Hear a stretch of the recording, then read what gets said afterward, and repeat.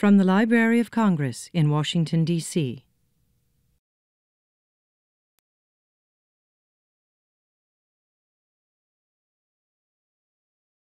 Hi, I'm Anya Kreitney, and this is the Letters About Literature video series.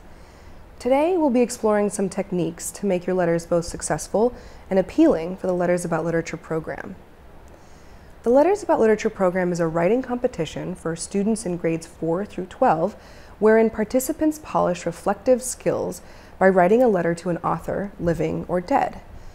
Students' letters explain how an author's work changed his or her view of themselves and or the world. Now let's start with the workshop, shall we? One of the most common oversights students make while writing for Letters About Literature is complimenting the author instead of corresponding. Let's look at an example. I am writing this letter to you as a pleased reader. As I dove into your book, Sea Jade, I felt both humbled and inspired. Sometimes I feel confused at how an author can pack so much emotion into one small book. It's like a new world is opened at just the flipping of a page. Speaking from a future author's point of view, I can tell you your book was a great creation. Yours was truly a wonderful tale of adventure, excitement, and wonder that I found incredible. Good job. Keep writing. In the letter we just read, the student writer is guilty of complimenting instead of corresponding. The letter, dedicated to Phyllis Whitney, was more of a fan letter than a reflective letter about the personal impact of Mrs. Whitney's book. The key to avoiding this error is through a reader's response. This response can describe many things: new emotions, memories, goals, or activities. A reader's response can also describe sudden understanding or insight. Identifying your reader's response is the first step in your letter writing process. The next step is sharing your response by explaining it, retelling it, putting it in your own words. Remember to really develop the ways the book made you feel and think. Now, let's look at another example. I will never forget the night that my grandpa read me almost every poem that he could find. It was a cool summer night, and I was sitting on the deck with him. Then he read me your poem, Birches.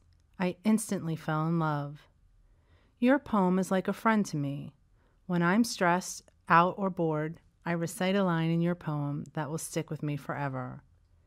Now, whenever I am able to write anything we want to in school for a project, I write poems.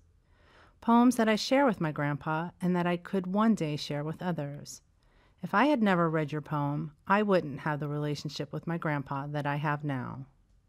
Comparing this excerpt to the previous excerpt, the difference is clear. The first excerpt focuses on complimenting the author, while the second analyzes the book and illustrates the student writer's feelings and experiences. Now, I'm going to leave you with a task. List 3 books you read at 3 different periods of your childhood.